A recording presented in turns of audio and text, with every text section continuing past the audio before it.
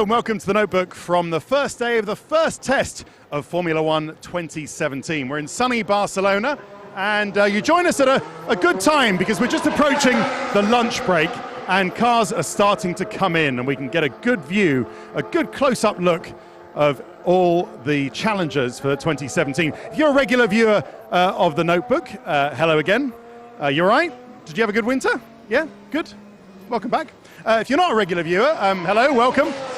We're going to be doing one of these every night of this first test.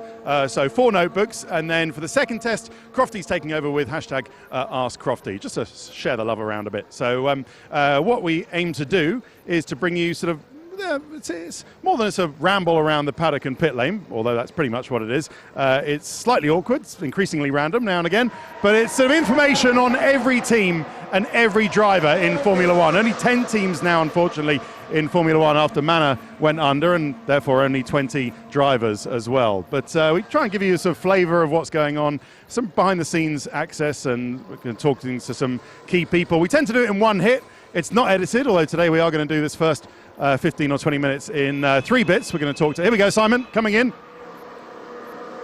Valtteri Bottas, we're going to talk to Toto Wolff and Christian Horner as well. So there we go, it's Valtteri Bottas taking world champion Nico Rosberg's place.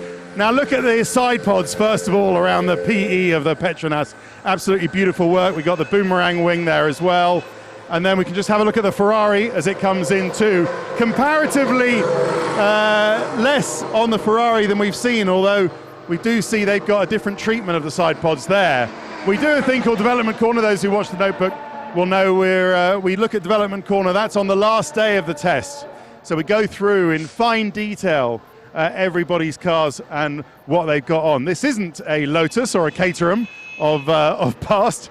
It's more aero paint that you've seen for a long time on the Force India. Actually, some nice touches on the Force India. Off you go, Simon. Go on. Might as well go have a look. Have a little random ramble down there. So how's it going so far? Well, okay, if you're Mercedes. You know, Red Bull have had a little sensor problem in the gearbox, so that's kept them in the garage. Ricciardo's only done 4 laps so far, which is better than Fernando Alonso, who hasn't done very many at all. He's only done 1 as we speak. Not so bad for Sebastian Vettel in the Ferrari, 50-odd laps so far, but it's really going brilliantly so far for Mercedes. They've already got the most powerful engine, the best power unit in F1. All they needed to do is not mess up the design of the car. And not only have they not messed up the design of the car, as you've seen, it's some of the most advanced and detailed aerodynamics in this whole pit lane. So as I say, we'll be going through all of it in Development Corner later on. Now, here's the Ferrari. We've got the checkered flag now for the lunch break. And the Ferrari of Sebastian Vettel. And such a crucial year for Formula One for Sebastian Vettel. You can see the little T-wing they've got on. And I don't know about you, but it already looks great, doesn't it? With the low, wide rear wing. And you can see the Williams coming in now. The low, wide rear wing. I've only seen it. I only had to get used to it for about an hour. And already I was used to it. Same goes for the fat, thick rear tyres as well that just look in place. They look right, don't they? In the same way as this high, wide rear wing that we've had for the last 6 or 7 years. Rather since 2009, actually, longer than that. Didn't really look right at the time. It actually looks great now. So, right, I think that's about it. I've overrun, as usual. Well, let's see what's going on at the World Champions. And welcome to the World Champions. So, Toto, what is going on? How's things gone so far? Valtteri has done 79 laps. Day 1, first morning, already. You keep that up, you're going to do 150 laps by the end of the day. Yeah, that would be quite an impressive mileage, and it's a good start when you're able to just pound down and collect miles and collect data, especially with the new tires. It's good. Have you seen anything on any other's car that's got you worried? No, but I don't think we have seen yet any specification that's going to go to Melbourne. Probably Barcelona Test 2 or even Melbourne. It's when the final layout is going to be clear. So far, nothing very exciting. Which leads me on to, could we be changing, you know, the biggest rules change in living memory, wider tyres, wider track, new aerodynamics, and could we just end up with exactly the same order as we had when we left Abu Dhabi?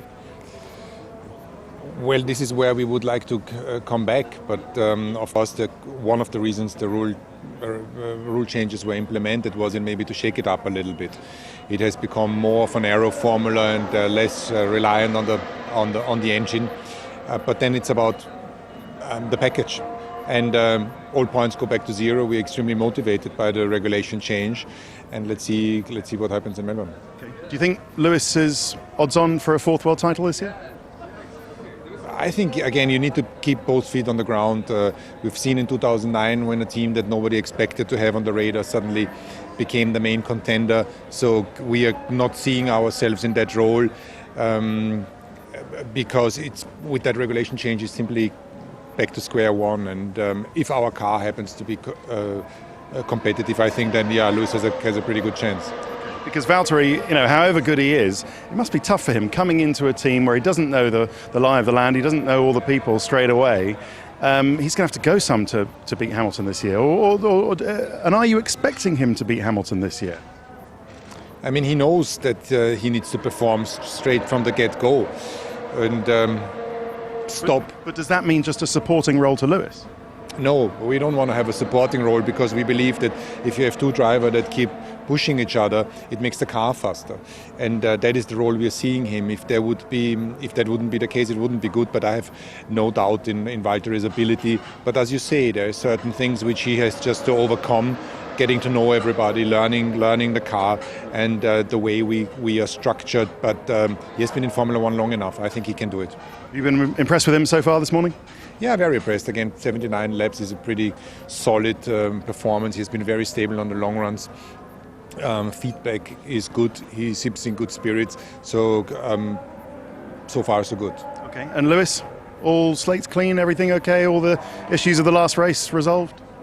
Yes, it's been a long time, and we've spent some quality time together. You call that, and it's about communicating to each other, and that's what we have done. He's in very good spirits, in a good mood. We've sat down for many times with the engineers and with the commercial people, and it's all going well. Okay. I can't believe we haven't mentioned Nico Rosberg. Have you got over being dumped by him yet? Yeah, I haven't seen it until now like this. I'm lucky to be in a stable relationship at home.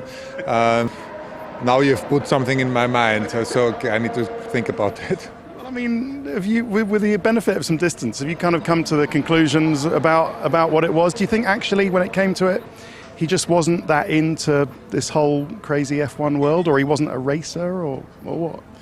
I think it's many things that played a role. His main target was to win a world championship, and he achieved it against probably the best current F1 driver. He knew that it's going to be difficult, and he stretched himself, and that took a lot of mental and physical strength out of him. And maybe he's come to a point that I've done what I've achieved. There is another life than just traveling around and being stressed about things. And but again, I think many more things which will have come to his mind. Yeah, that other life sounds good, doesn't it? We should try that one day. Yeah, one day, you and I, maybe you've been there more than 20 years, I'm half of that. Maybe one day we're courageous enough to jump out of the hamster wheel and do it ourselves. Good one. Any sign that this suspension issue, this front and rear interconnected, is this going to end up in a protest in Melbourne? It could well be. I think it's the usual posing before the season starts. If somebody wants to file a protest, then they should file a protest. I think at the moment it's pretty clear. It's at least how we see it. Pretty clear what? That yours is legal and whatever? Yeah, we wouldn't go anywhere near where we would see that we would enter dangerous territory. There might be other teams which have stretched the rules a little bit. We don't know. I think it's important to concentrate on your job, trying to get the best car and the best engine and the best package, and just getting on with things rather than before we've even exited the starting blocks already, trying to find out who has probably bent the rules. All right, thanks very much. We've overrun as usual, so we're off to Red Bull next. Have fun.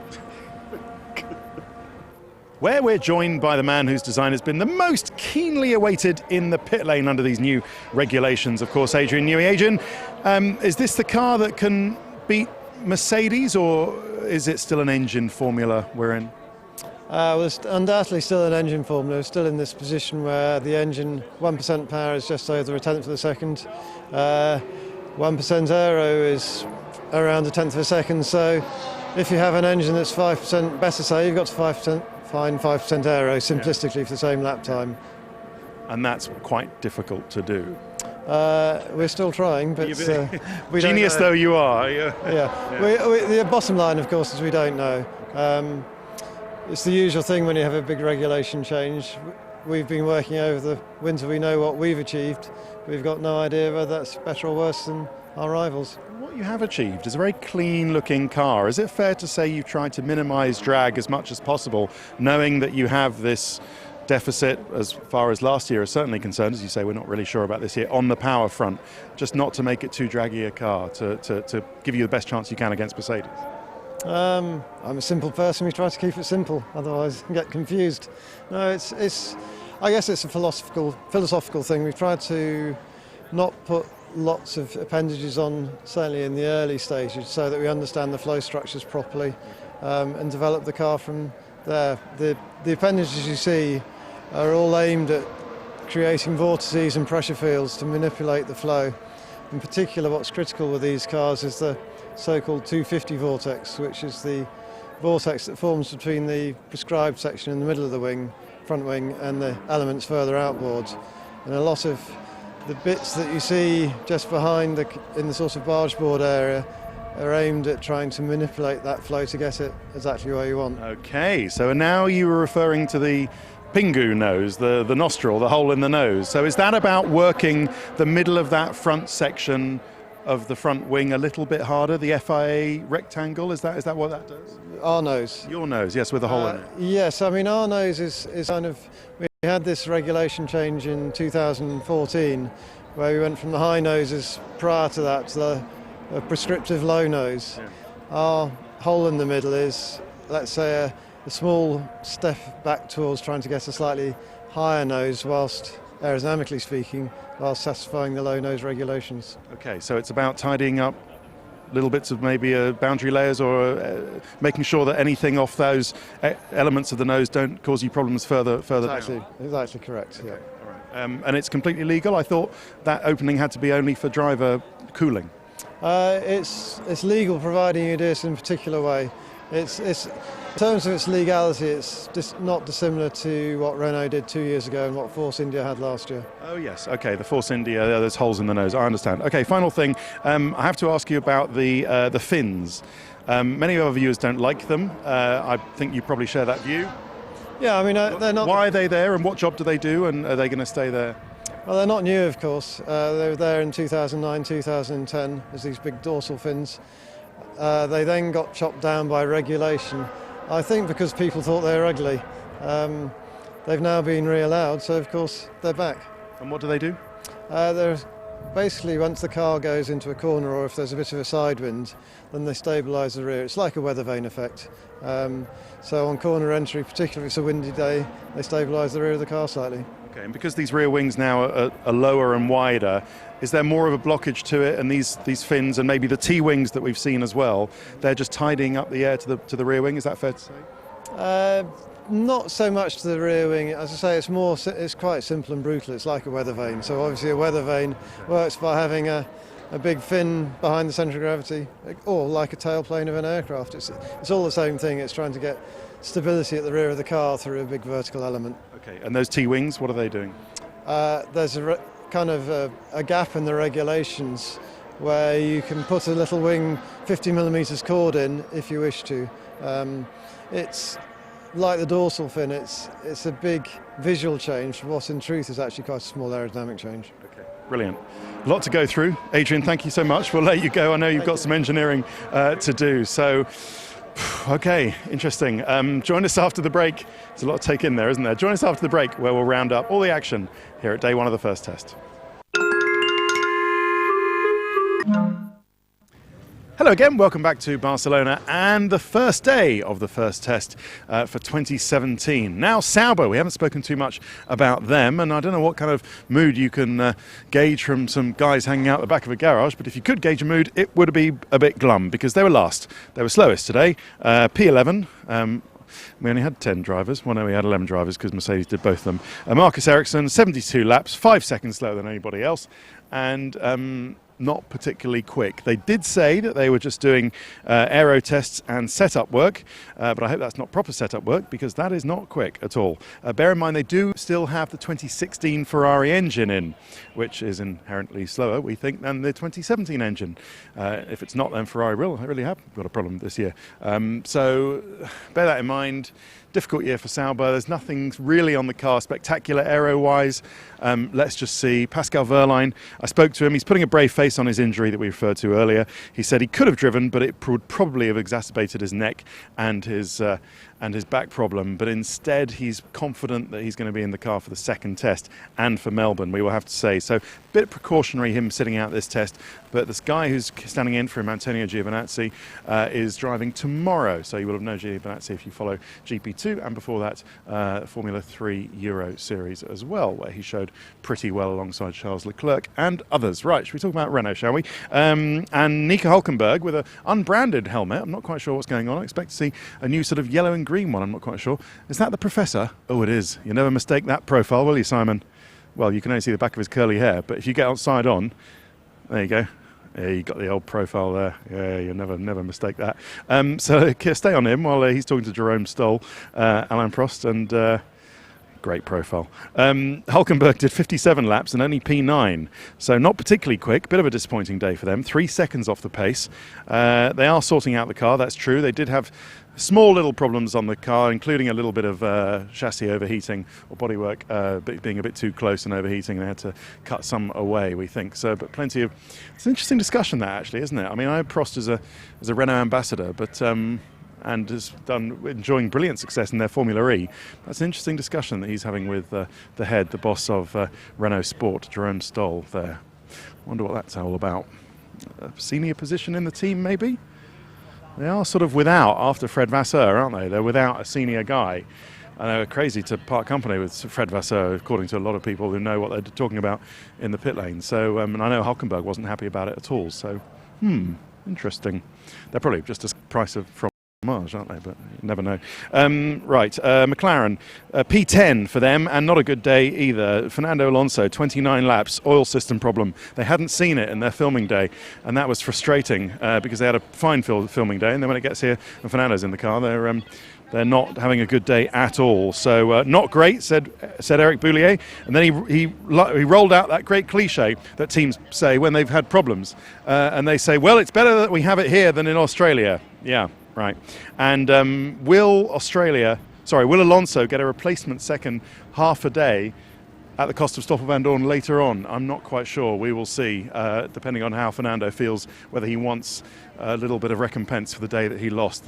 All gathered in there that you can see to await, and Eric Boulier is coming out here as well. Do you think Alonso will want another half day? Might you give him another half day to make up with it? Yeah, possibly, yeah. Oh, cool. All right. I was just wondering aloud, and it seems like they will give him that. Oh, that's good. All right. Well, that'll make up for him. So our Honda of the Week link again. Discuss. Right. Williams.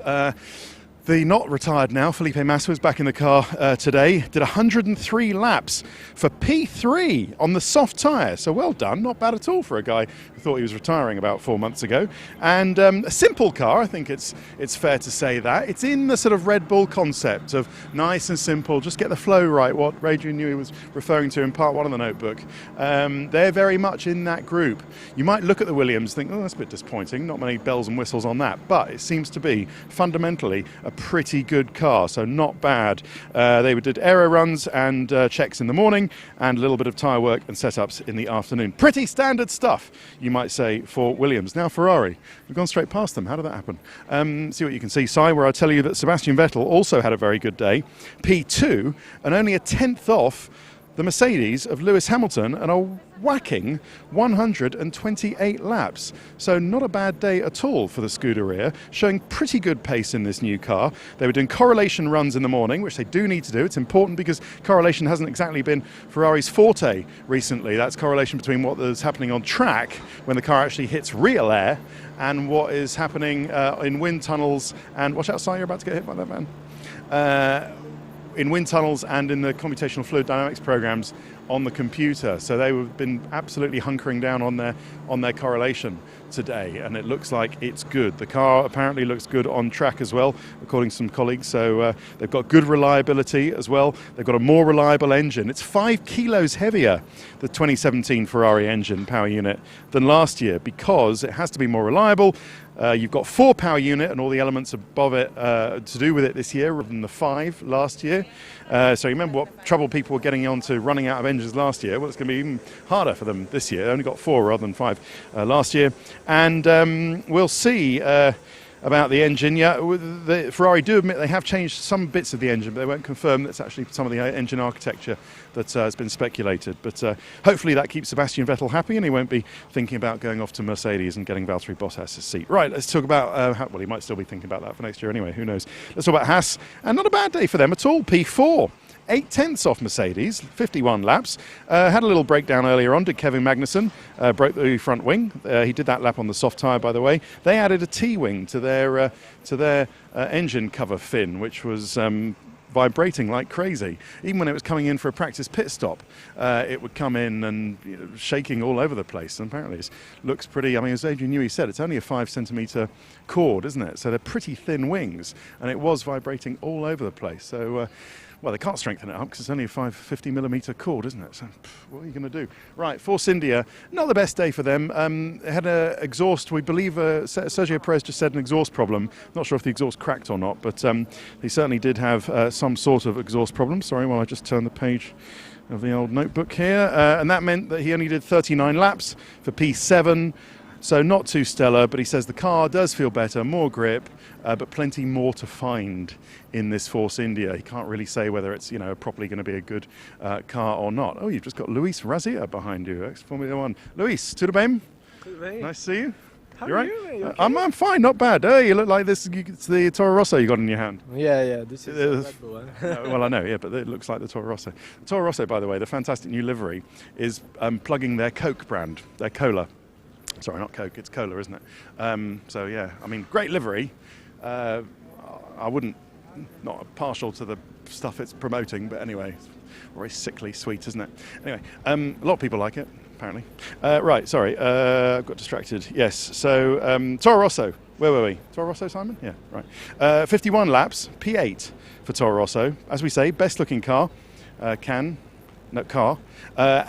Carlos Sainz was saying he can't judge whether the Renault engine is better than the 1-year-old Ferrari engine that he had in last year that they were complaining so much about towards the end of the season, because the car has that much more drag, and because it's interesting that. So that's essentially what's going back to what we were saying with Adrian Newey. If you have a slippery car, low drag, then you're negating any sort of power loss. So any gain that Sainz might have had from the old Ferrari engine to the new Renault engine this year, he said was offset because the car is so draggy. Still, it's got lovely aero bits, which it would have if it's quite all that drag. A positive day. They did have some annoying little problems, he said. It's typical for a first test. It's always tough. There were a few issues to do with the chassis, which meant they couldn't do all the laps they wanted. A bit of bodywork fell off. I believe a monkey seat fell off and landed in the pit lane. So that was a bit unfortunate. But Toro Rosso have a good base as well. The same can be said inevitably for Mercedes, who have been the stars of day one here again. 79 laps for Bottas in the morning, 73 laps for Lewis Hamilton in the afternoon. And if you do your maths very quickly, that is 152. I was cheating, I'd already worked it out on a calculator. So good times from Valtteri Bottas in the morning. He said he felt good, he felt there was more grip and higher loads, it was all great. They ran the T-wing as well, the T little bar on the wing in front of the rear wing, that worked for them as well. But then Lewis Hamilton took over in the afternoon and he ran the fin. So they do have a shark fin, a dorsal fin, I'm afraid to say, and he was quick with it. So it seems that the fin works. Fin also, the Mercedes fin, has a little vent on the top to sort of vent hot air out the top as well, which I thought was a nice little innovation. Haven't seen on that on any other cars. The Mercedes fin is a little bit more like the Haas fin than the sort of angular square Williams one or the Red Bull one maybe. So it's a bit more aesthetically pleasing, but I don't know, if you've got an aesthetic problem with the fins in the first place, then you won't like what Mercedes have put on. About the fins actually, here at Red Bull, I mean the shark fins, not Valtteri Bottas, Christian Horner said that he and his engineers could see that the fins were coming back. They knew they were coming back for 2017, and they said to the strategy group, group, look guys, should we get rid of these, what some people think to be ugly fins? And the strategy group said, yes, okay, let's do that. We put it forward to the F1 Commission, and the F1 Commission rejected it. So there you go. If you don't like it, write to the F1 Commission, care of, I don't know. Right, so Daniel Ricciardo, 50 laps, P5, and not a great day. They had a battery problem in the morning and a little sensor problem as well, but they managed to get 50 laps out of it as well, so not too bad a recovery from Red Bull. A few other things Christian Horner was saying. The car was only built last Wednesday, so they've done a good job putting that together. The teams, he said, have been told by the new owners or new Formula One management and Liberty Media that they are now allowed to put up films and video clips on social media, on Twitter or on Facebook? Yeah, Facebook, or whatever, of stuff that happens in the paddock and in the pit lane, but not on the track. So if you're seeing lots of more sort of moving car footage on your social media, that's why. They all got a memo, apparently, saying that they are allowed to do that. So that's a change to do with the new owners, we think. And I'll just finish with a little story about Niki Lauda, who made a inquiry to Christian Horner and to Dietrich Mateschitz about whether he could employ Daniel Ricciardo or Max Verstappen to replace Nico Rosberg. But Christian Horner said it was quite a short call. We also asked him about they said no. We also asked him about the suspension. He said, look, it might be protested. It is a grey area of the rules, but it is our job to exploit those shades of grey. He didn't expand on the shades of grey metaphor. But we have documentation, said Horner, from Charlie Whiting, that in his opinion, what we have on the car suspension-wise is legal. But we will see if it ends up in a suspension, as Toto Wolff was alluding to earlier on in Melbourne. Right, that is it. Join us tomorrow when hopefully we'll be talking to Ross Brawn around here. Thanks for watching. Bye-bye.